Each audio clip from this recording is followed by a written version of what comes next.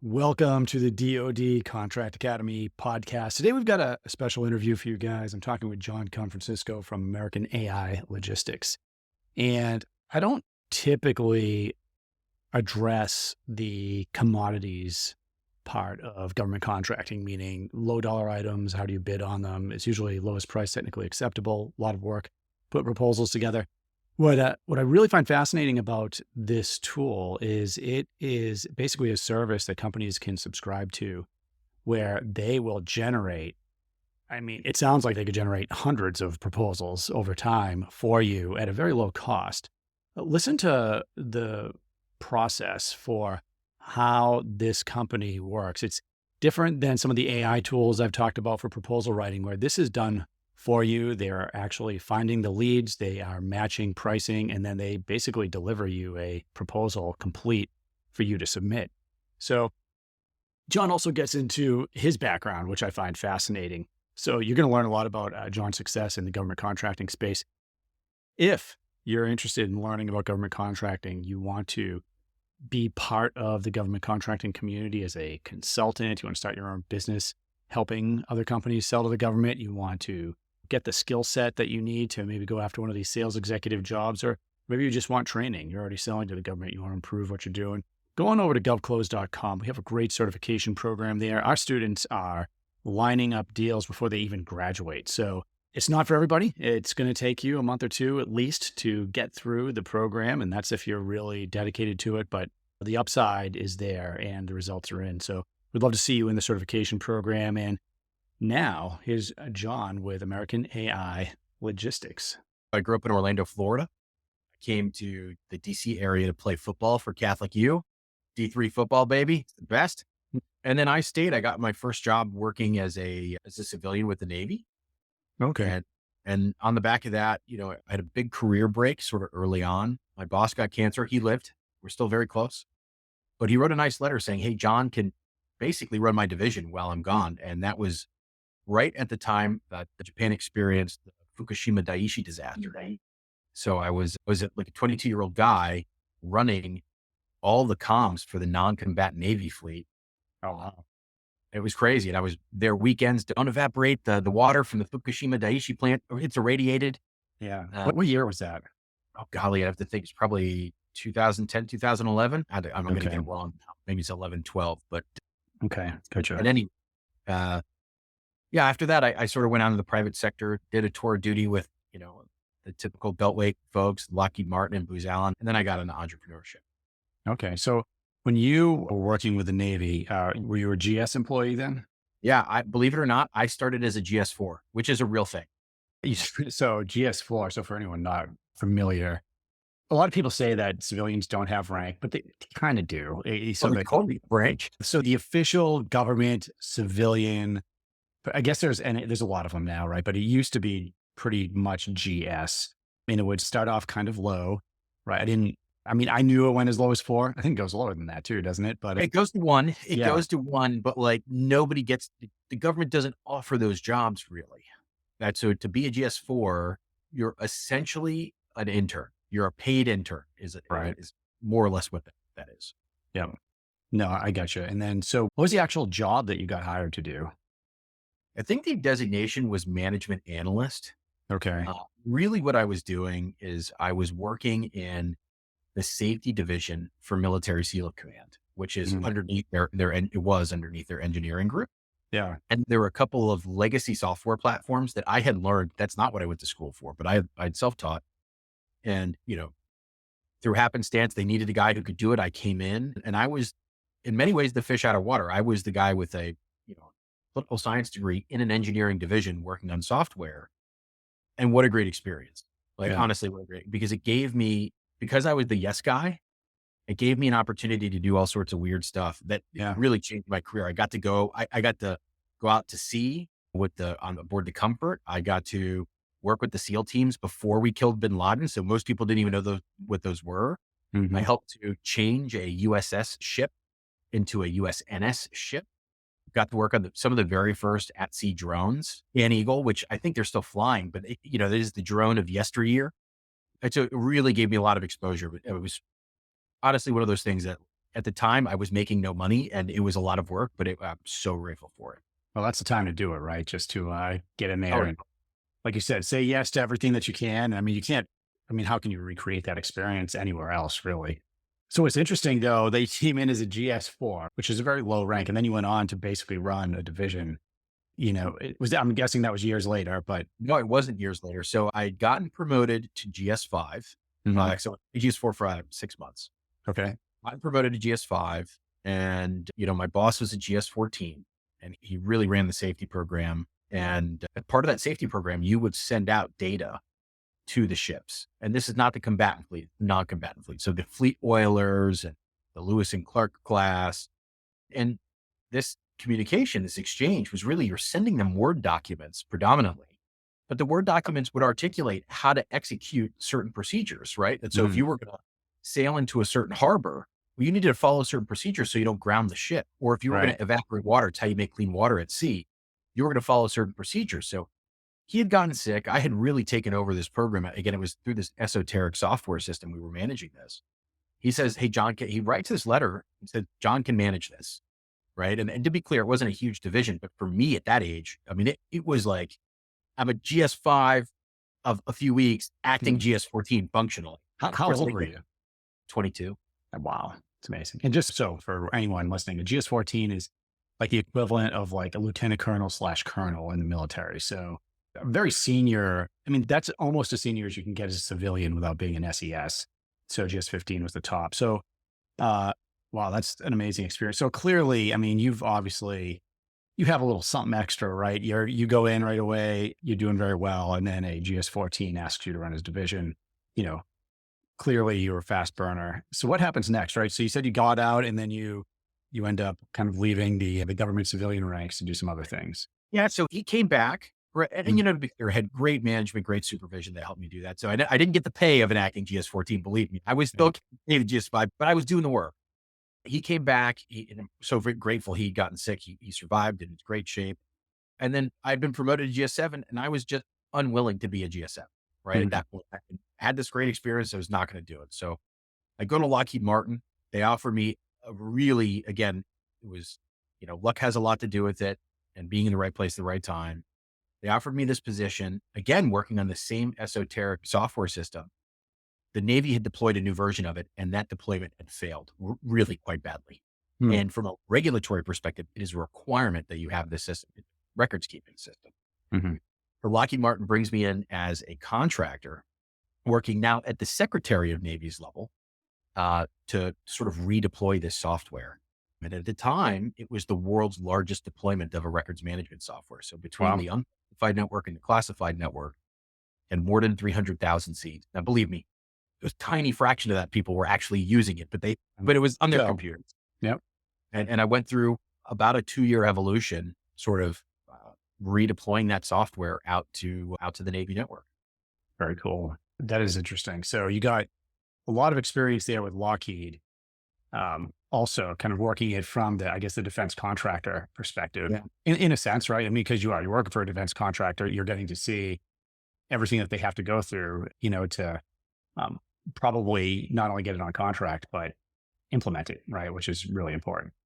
Yeah, I would say the two things that really was a change for me in that position, it was my first exposure to super senior leadership. So I was in the CNO's office. I was in the Secretary of Navy's office. One time I got to sit in the chair of the Undersecretary of Navy. So he was leaving his office and they'd sent me in there and I got to sit in his chair at Pentagon. I did a couple of donuts in the chair. I was not supposed to do that, but I felt that I needed to do it. Yeah, of course. But it gave me exposure there. And then the second thing, it was the first time that I learned the business end of DOD. So the Lockheed Martin contract, and this was very much the redheaded stepchild task order on a much larger contract that was based out of Tennessee. So I started learning the machinations of how contract gets executed, how you're interfacing with clients to make sure that those things are shaped the way you want them to be shaped. So it really helped me. Oh, wow. So how long did you stay at Lockheed for? I was there for another couple of years. I wanted a big promotion and they basically told me, no, you're too young. Okay. Well, and so I said, no problem. And through my delivery of that program, I had met a lot of folks at the Marine Corps, and Booz Allen Hamilton came to me And they said, "Hey, we heard you're unhappy. Will you come do what you did for the Navy, but with the Marine Corps?" Absolutely. That'd be great. And so I ended up going over to Booz Allen, and I had another, really wonderful run there. Awesome. Which one did you like better? Between Lockheed and Booz Allen, or between Navy and Marine Corps? No, between Booz and Lockheed. I absolutely preferred Booz Allen. If you're going to be at the worker level, Booz Allen is better if you're going to work. Right. If you want to have a more passive experience, definitely Lockheed. Okay. But Booz will grind you. But if you're one of those guys or gals who wants to learn some things, Booz Allen is happy to bill you for $1 bazillion and pay you a lot less. And that's a good deal if you're looking to learn. Yeah. And Booz Allen gave me that opportunity. And again, it was one of these things where I was always willing to say yes. So the Marine Corps through Booz Allen sent me out to Okinawa. They sent me to Pendleton and Lejeune. And again, it was one of these opportunities where I got so much exposure to things that I would have never even come close. Yeah. Had I not been in that position at that time. It's a great experience. I mean, you're so young too, going into it all that, I would imagine by the time you were 30, you probably had a really good walk on what was happening. And Booz, just from my perspective, they were a core part of my team. They worked with my military and government civilians, whereas Lockheed was more, I would have them on contract to build something, but I would go to their facility to get updates. They would come to me to provide an update, but they weren't necessarily in the government building. Like you're saying, they weren't sitting in the seats swiveling around and necessarily. So really interesting. So Booz Allen, to Lockheed, to Booz, they're two of the major players in the defense industry. What happens next? Well, so that my career really took a turn at that point. So I was with Booz Allen, and one of the things I said to them on my first day, so Booz Allen, you got to go through indoctrination. At the time, I think there was like a four day class. And then you meet sort of your manager. It's almost like the sorting hat, Harry Potter, right? Your manager shows up. It's like, okay, I'm your manager. Right. And I said to this guy, his name was Paul. And I said to him, I was like, I'm going to do a lot of business development. And at my level of seniority, that was not a requirement and certainly not an invitation. But I immediately started to go win business. And so I had actually gone back to that Lockheed contract where they wouldn't promote me. And that came up for recompete. I took that contract back. Nice. I took that contract back, which was great. I went to another PMW on the Navy side. I ended up building a small business there. So after a couple of years, again, I'm looking for a big promotion. Booz more or less gives me the same story. You're too young not to happen. Mm-hmm. They had promoted me. All the companies had promoted me a couple of times, just never as fast as I wanted. Right. So in that time, Booz Allen and Marine Corps had deployed a pretty unique piece of software called Active Navigation. It was a UK-based company, and it was an early form of data analytics. And specifically, what it was really good at was auto-categorizing data. That company, through that business, I had really gotten to know them, and they were 5 guys large. They had just re-headquartered to the United States or were preparing to do that. And I went to them and I said, hey, I think I could build your business. So they cut me a deal. They said, hey, we'll pay your existing base salary, but understand, we're in a startup mode. We could go out of business anytime. Yeah. But, we'll let you come run sales. And I did. I went there. And again, it was a stroke of luck. The CEO there, Peter Baumann, dude, what a cool dude. You meet some of these guys. He's a European guy. He's half British, half Swiss. And he's just he doesn't look like a cool dude. You're not looking at this guy like he's James Bond, but he is just so smooth, such a cool operator. Even when he was stressed out, he was Mr. Cool. And that was not me by nature. That's so I had this opportunity to observe him and work very closely with him. And then we built the business. So in, about 2.5 years, we went from a company of $1 million in revenue. I was number 6 company to a company of 50 people, $14-15 million of revenue, and had, again, great partners there, but I was a major part of that. I was a major part of making that. So with that company, and just so you know, people watching this I would say they fall into 2 categories, right? One is going to be the business owner, maybe the sales team underneath them that are selling to the government. And the other, and this is a growing population, is people that are interested in government contracting as a profession. But from a sales point of view, we have a certification course that we put people through and kind of train sales and BD people. So one question is, who are you selling to? Were you selling commercially? Were you selling to the government? Were you doing both? At that company, we were selling both, and I was selling both. I started selling both. So, I sold Caesar's Palace. I've never been to Vegas, but I did make $500,000 at Caesar's Palace one time. Nice. And the company did anyhow. And we were selling banks. And so, we met with some of the major global institutions in banking.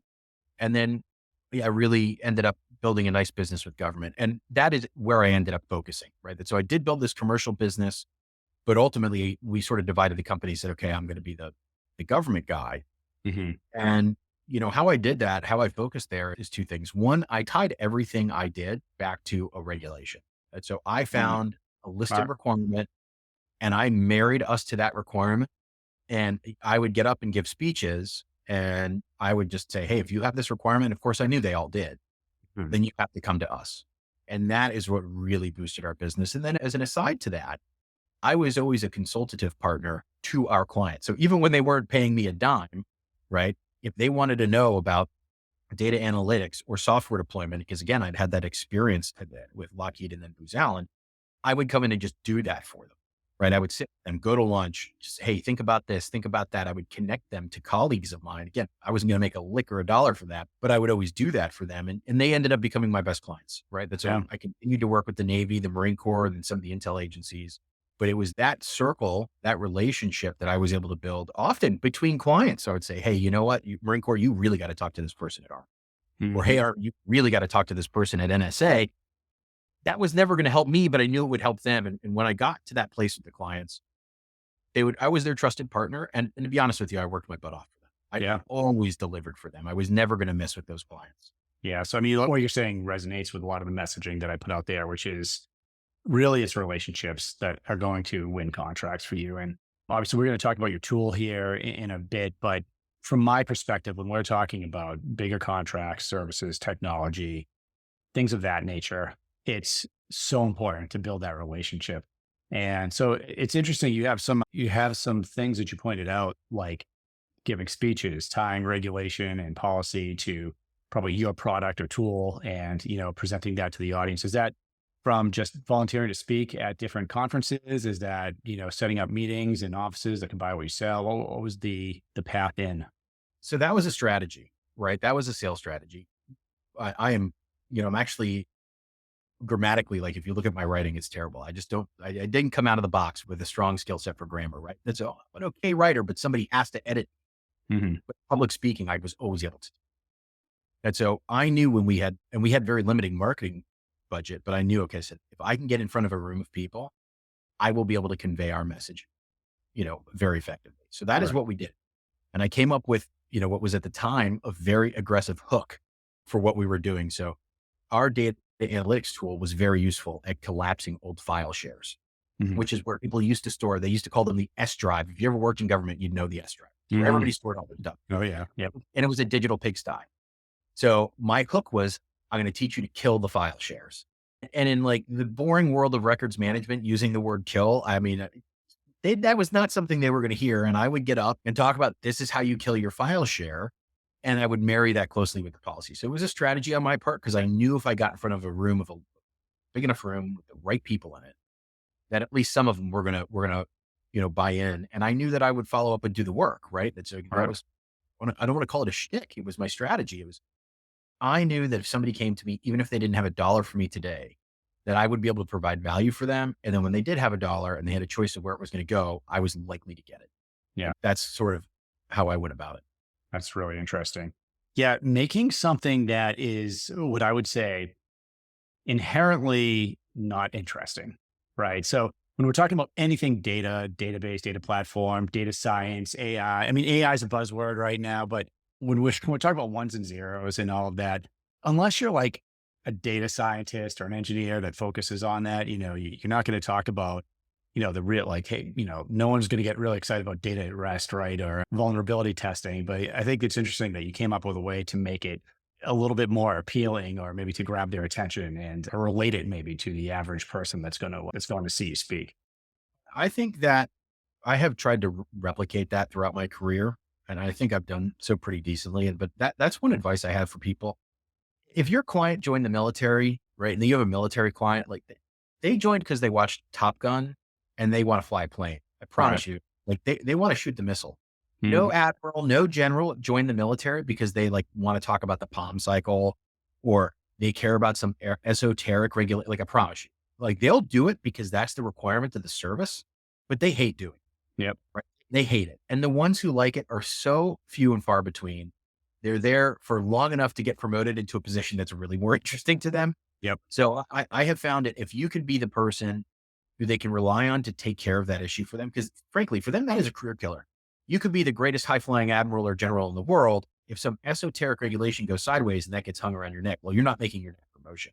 Absolutely. Right? Yeah. And the same is true for a GS, right? Your GS who wants to be an SES, but your division failed their NARA records inspection. Guess what? You're going to be in that position for the next 10 years. Yeah. A lot of people don't realize that. You could be, Bullbird colonel that just came out of the cockpit and doing a staff job somewhere. And now all of a sudden your job is to build a God software tool and it fails. You're not going to have the paperwork that gets you to the next level. Definitely. That's not going to happen. Definitely not. So I always tried to position it in that manner. I've always tried to say, okay, what are these esoteric things that are critical, are required, are important? And how can we translate those in a manner that the guy who, he wants to sing in a bar with Tom Cruise, right? And date Elizabeth Shue, right? Like, how is that guy, how is that guy going to translate, right?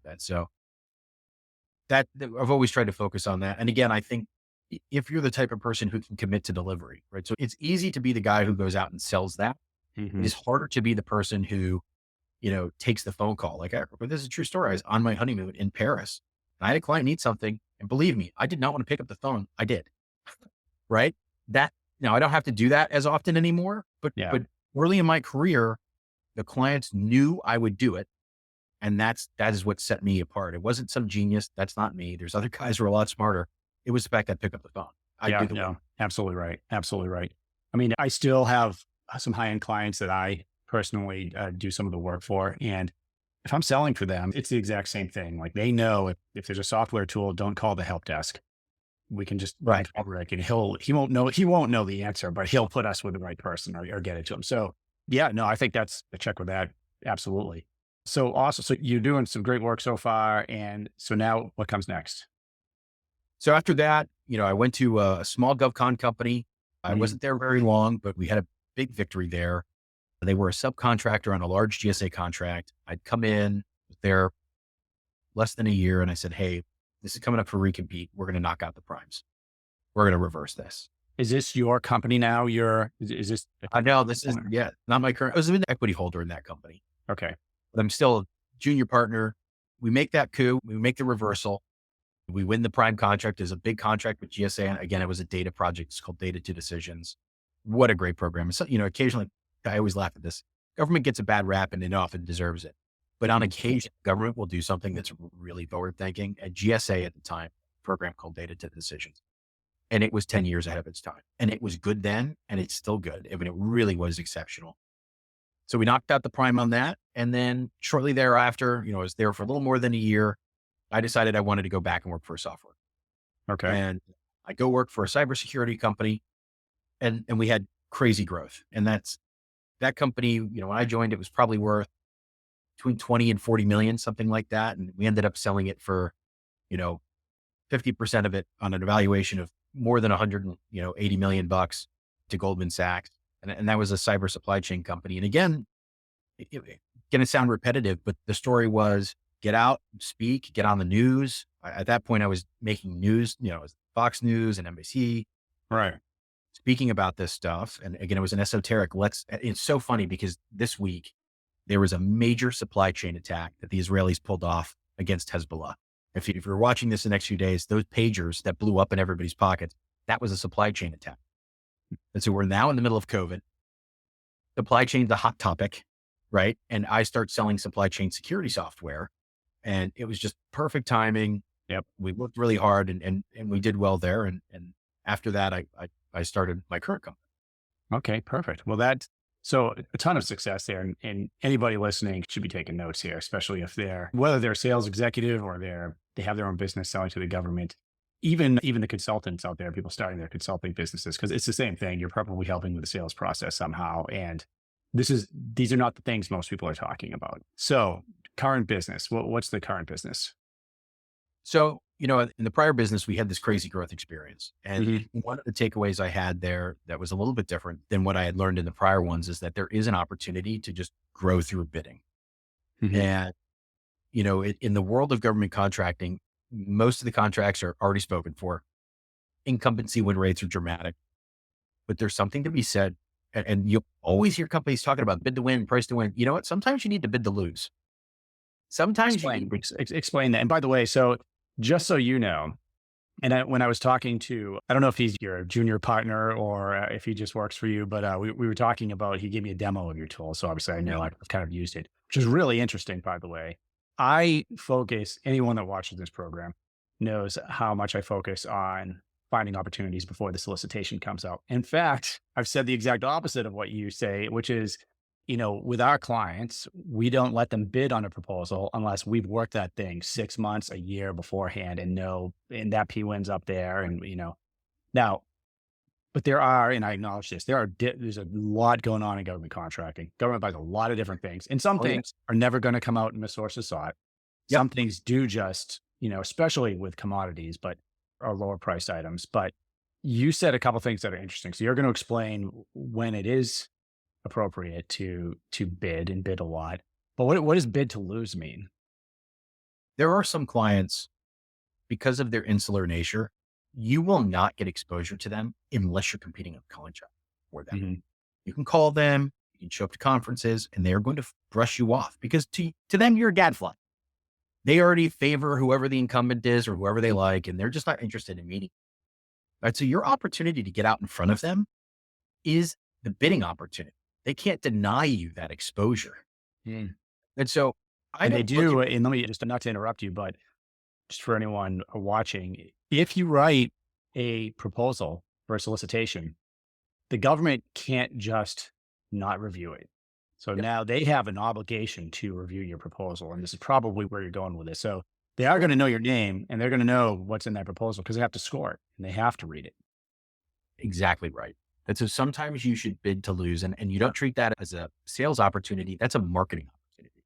Interesting. You need to bid to get into the space and you need to be exceptional. So don't go do that. If your pitch is, I'm a, disadvantaged business set aside and I think that makes me different, guess what? They don't care. Like that is not moving the needle. If your pitch is, hey, I'm just another staffing firm, again, not moving the needle. But if you have something that is truly, truly different about you and you really feel that way, bidding to lose often makes sense because you will get exposure and they will read it. And they may not say they're hiring you. They usually don't, but they will call you. They will take your phone call. And then either through another opportunity or as a sub to the contract you lost or through another mechanism, you will usually find yourself in that space. So for instance, go ahead. I'm sorry. I was going to ask, because it's an interesting, honestly, I hadn't heard of this approach before. So it's interesting to me. It's a way of getting your name out there. When you take that approach, what are some best practices on, hey, I know that, or I have a strong inclination that I'm not going to win this. I have something unique. Let's say it's a technology, because we have a lot of technology sellers and whatnot. But is it, hey, let's price this, that we know we're not going to win. So let's price this thing at the top and we're going to get their attention. We're going to price it out. But you can do it both ways, right? Okay. But no, most government businesses are purely derivative. I mean, they are carbon copies of one another. And so you need to pick a thing that could be price, could be you're the low price guy. Hey, we can do this cheaper because we use AI for these functions. Yeah. It could be we're more expensive, but instead of offering you bachelor degree people, everybody on our staff has a PhD. In fact, we did this. I had one company where we had a ton of PhDs and that's what we bid. We said, we're going to be more expensive, but guess what? Everybody has a PhD in the subject matter that you work on. Mm-hmm. And that will turn somebody's head. They're usually not going to use PhDs for their lower level staff, but when they know they have access to somebody who has, 2 PhDs in data science, and then they have this specialized program, they're going to come to you because there aren't that many, experts of that nature around. It's true. In the technology space, what we're doing is we're basically, and again, that's where I prefer to be. We had differentiating technology. We genuinely thought we were superior, and we would give the client in our proposal, even if it was something we knew wasn't strictly asked for, we would give them examples of things we had done. So in the cyber supply chain business, we would go out of our way. We would do a report on a system that we knew the government had, and we would find all the vulnerabilities in it. And we would say, well, just in case you have this, Cisco switch, or just in case you have this router, here's a list of every vulnerability we found. And oh, by the way, here's a picture of all the internals of this because we took the device apart. that was not going to win me the contract. Usually it was always going to get me a phone call. It was in a real sales process. Yeah. I mean, often when you're anything like that, where, tech related, cyber related, I ran a rapid technology development branch, which, hit and tried to tackle things like insider threat, here at Yeah. Hanscom with MIT Lincoln Labs and different things like that. And I had an entire staff of engineers. I had probably 40 plus engineers working with us. So any proposal that came in, I mean, immediately the engineers were going to take it and have, they were going to have Yep. to chew on it. But if you gave us something where you took one of our systems apart and did a breakdown on it and analysis and were pointing out vulnerability, there's no question the chief engineer would be coming in with that report saying, Yep. hey, did you see this? And that was the strategy. So that was the strategy on sort of bid to lose. So we had this experience. I then started my current company, which ostensibly uses AI to bid government contracts. Now, we are not focused on service style contracts. Mhm. Right. The large language models today can help you there, but there's no magic button. But on the product contracts, right, where the government is buying toilet paper, Mhm. hand soap, bullets, sounds selfish, but I genuinely believe that this is the future of the industry because Okay. I now have a bot looking for the opportunities, reading the opportunities, pricing the opportunities, writing the entire proposal, and filling out the associated paperwork. And all my clients do is review it. And that means if you're a one-man band, instead of doing one bid a day, you can do like 15. Well, and that's, writing proposals that's where the work is. It's a ton of work to get one that actually, looks normal. And when you're talking about that too, so there's this, I guess you could call it a strategy. I kind of vomit inside my mouth a little bit whenever I hear it. But so there's a lot on social media about this middleman approach to Yeah. contracting, right? And it takes maybe a similar bent, but it's not really what they're preaching. And by the way, I'm not saying everyone that it's a catchphrase. A lot of people are using it to get more views. Yeah. I think I used it once. I said like middleman sucks or some middleman's bullshit or something. But what a lot of them, what they're saying is, hey, take these big contracts. You can just, find a solicitation on sam.gov. You don't need a company. Go match it and write a proposal and send it in and you're going to win a contract. And, what I tell people is, look, I'm not saying you can't win a contract that way. You can, kind of depends on what you're bidding on. A, you're probably going to have to write a lot of proposals. B, to see any results from that, which is what your system kind of helps with. And by the way, like I've had some of the biggest proponents out there about this strategy because it's kind of like they're kind of promoting a get rich quick. And there's nothing fast about this. And usually it's lowest price and it's a shitload of work. And I think a lot of people get burned by it, even if they do win a contract. But I've had some of them reach out to me and say, hey, Rick, like, what are you talking about? Because they don't have a background in this, right? And they're like, I used to have to write 20 proposals. This is what they told me on a phone call. Like, I won't say the name of the person, but I used to have to write 20 proposals to win a solicitation. And this is for, again, commodities usually, or maybe like landscaping services, something like that. But now it's like, he goes, now I have to write like 50 to even get close. So writing those proposals, if you're going to take an approach like that, and I think what you're saying is that I think you're vectoring it more towards products is what you're saying, like commodity type products, right? Which makes a hell of a lot more sense. But again, generating the proposals that's where the work is. So how quickly does this happen for someone? And, how confident can they be in, like, for instance, you said it does the pricing, right? So if it's toilet paper, right? How confident am I going to be in the price that it gave me? Because if I win that contract, now I got to provide $50,000 in toilet paper to, I need or $10 million in toilet paper. Yeah. So a couple different things in this. And I think to separate service contracts from product contracts, our biggest client by revenue does more than $1 billion for the federal.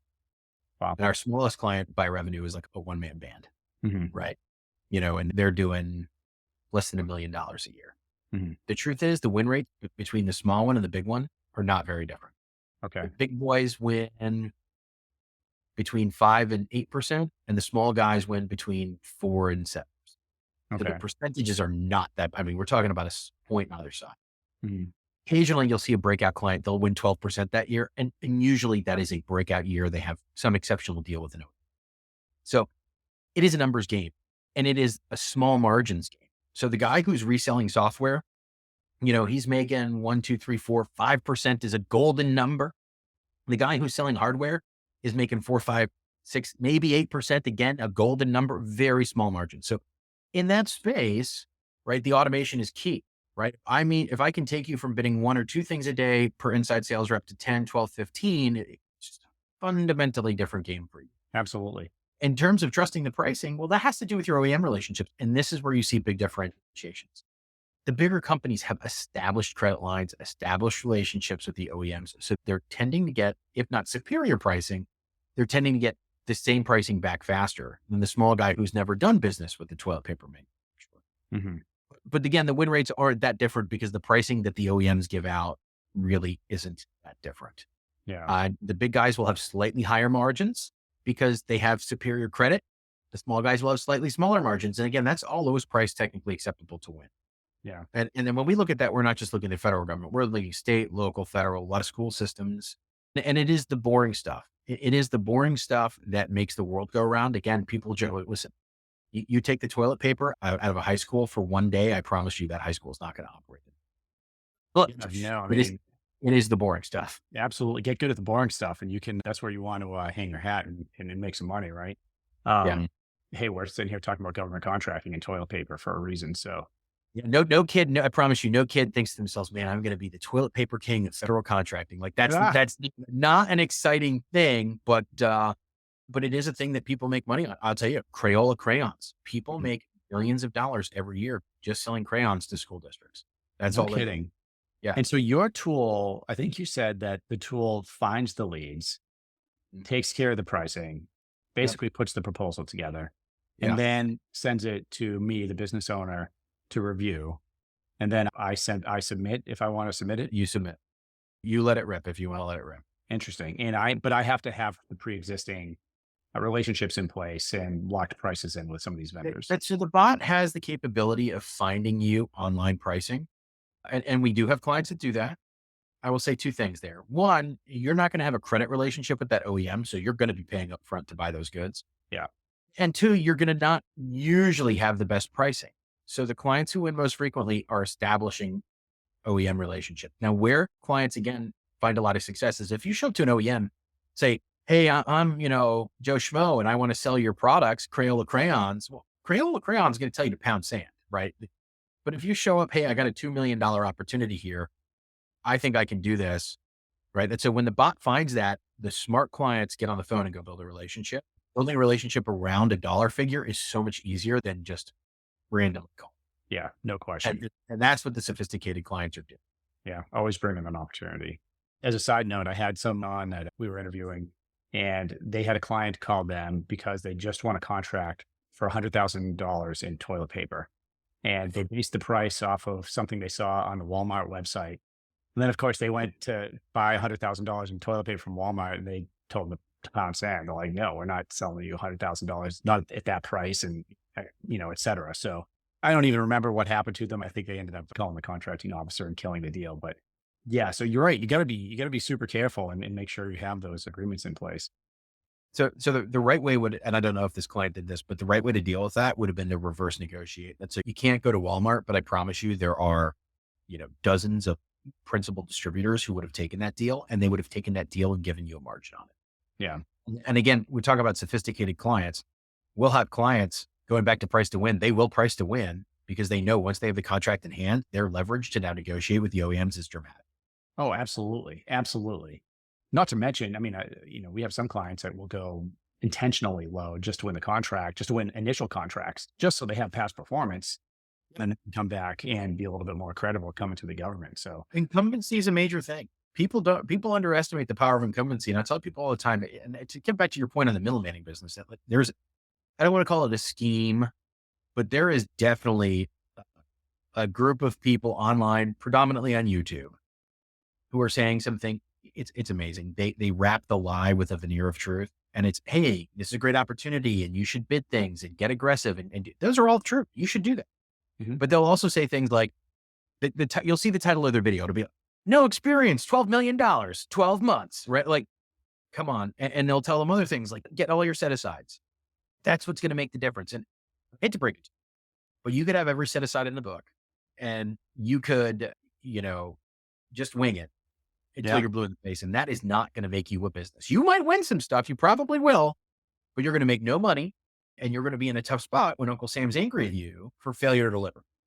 And so if you want to be in this, you need to do it as a business. And I'll tell you, we see this amongst our clients. The clients who win most frequently do basic salesmanship. They call the contract officer. So I will have clients who both will do 50 to 100 bids a day using the machine. And the client who picks up the phone and just calls contract, hey, I'm Janet. I'm from so-and-so. We're bidding this contract. We know we haven't done business with you before, so I wanted to introduce myself. That client wins at a much higher rate than the one who doesn't do it. Oh, because when the prices are the same, when the prices are the same, they're always going to go with the company they've talked to. Yeah. Some folks don't want to do that work.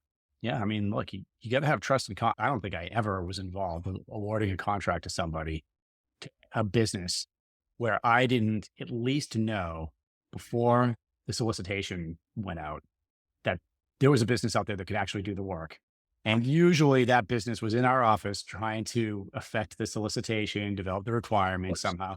But I mean, even, I wasn't involved with putting toilet paper on contracts. But look, if I was, certainly, still the relationship matters, right? If I know a company can do it, if it's a local business and I know they have past performance, I know the person, because again, everyone's got a career they got to look for, right? So what happens to the CEO or the program manager that's putting companies on contract that fail to deliver, right? Yeah, well, they're not going to be in that position long, or they will be, and they'll never escape it, which is worse in some respects. They'll be there for the next 15 years without a promotion.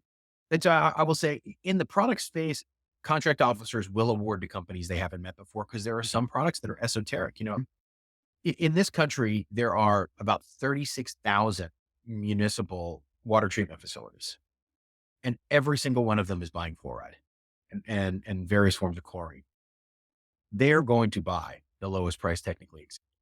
Well, and let me ask you this too, because I guess to your point, and this is not something we address on our channel very often just because of who our viewers are, but there are also places that just sell things like products, commodities. There's like Dibs and eBuy and some other. Yeah. There's a bunch. So does your tool generate proposals for something like that as well? Yeah, absolutely. In fact, that's, for our business is moving in two directions simultaneously. We are focusing really hard on Dibs, NASA Soup, to get, so these vehicles that have more commodity purchasing, the old GSA Schedule 70 mass schedule, a lot of that we're focusing. The second development we're making is in helping, and this is still a little bit of a ways out, but we are starting to help companies who are doing more service-oriented contracts. And our offering there is going to be quite different because you cannot write a good proposal that's purely automated. That will never happen. But what you can do is the bot can help you identify the right ones for you, and the bot can help you to scope them out. Sure. And what we're seeing in the market is there's loads of folks who want to charge you $1,200 a month or something. And that is just a ridiculous number. So we're moving in that direction a little bit. What we feel we can offer that's a little bit special is what we call Historian. And that's a program. It's in beta. We're using it with some clients now, but Historian helps to predict both when the government is going to buy something and winning price is likely to be. And that's interesting. That is proven to be very efficacious on the product side. But so, if the government buys, this wing nut for 25 cents a wing nut, and they buy 2,500 of them every February, you can reasonably predict that this February they're going to buy that. Now, there's more to go into it than that because the government doesn't buy at a steady rate. It would be great if government bought like this. That's not how it works. But the same is true also on the service contract, right? And so, if there was a 10 FTE, contract with the SecNav doing IT, and that was released 4 years ago, well, the likelihood they're going to re-release that is quite high. Yeah. That is not going to help you to just win a random contract. It will help you to say, okay, I need to set my BD folks to go meet the IT and the SecNav. Sure. Office. I mean, like a GovWin IQ will do that on some opportunities if they're tracking them, which of course GovWin IQ is also really expensive. But it's usually not giving me an idea of the price. I mean, not as I take it with a grain of salt when I see so, and there are other tools that do something like that too. But yeah, there are other folks there. Our view of this isn't that end of the business is the most exciting. Frankly, the most exciting part of our business is the product side, right? Yeah. Because like I said, we believe fundamentally we're the game changer. In 2 years' time, if your company is selling hardware, software, or hard goods, and you're not using us, or if there's some equivalent at some point, I don't think you'll be a successful business. Yeah. That we just draw down the cost so much. It's not even close. Yeah, I mean, it sounds like you'd say, I mean, just on the team of people you'd have to hire to generate that much, I don't even want to call it content, but proposals. I mean, look, as somebody who's writing proposals, who's writing white papers and sources sought and requests for information, like, I don't know if it's going to go there at some point, the tool, but anything that can, and you're right, AI doesn't do it. People know if AI writes something like that, it can give you some, it can help you out in certain areas, but yeah, a tool that could really cut down on that and start linking some of it, finding the opportunities to go after, doing some of the writing, so helpful. So that's on the services end. That's really into next year. We're going to look to go there, but we are going to do some of that. But again, it's wrapped around this veneer of data, right? There's a dozen different companies that are available right now who will pull something from sand.gov and have their chat GPT pass through and they're going to wing it. That's not interesting to me. What's interesting to me is we've collected some past award data and we can rough out what that client's going to need. And we can give you the opening brush and not at some crazy price. So again, we're very transparent. We do what we do for $25 a proposal, right? That's you have companies who are spending, so you have companies who are spending, 8 or 9 man hours or 200 man hours to bid one product contract, right? And that was costing them hundreds or thousands of dollars. And now they come to me, it's 25. So even if they disagree with the bot, they want to make a change, right? It's a 10-minute ordeal, right? Not an all day experience. And I think that's where this is going to go on both sides, product and services. Now, just one more question, just to get a little bit more granular on my end. So you kind of separated services and products, but we were kind of talking specifically about lower price products like the toilet paper and the whatnot. We got services on the other end, but then there's also very high end products, I guess you could call them. I usually don't think of software as that, but you have software licenses that are $1 million contracts, stuff like that. Now, does your tool handle things like that? Or? Our biggest clients, that is where our biggest clients are. Our biggest clients are names that you would know. I can't share them, but you would know them. They're the big boy VARs, right? And they are now using us to do what used to be called bid board work. They're now using us to do that bid board work. And some of those wins are $1 million wins, right? Now, again, software, the margins are much smaller than toilet paper. But unless you own a software company.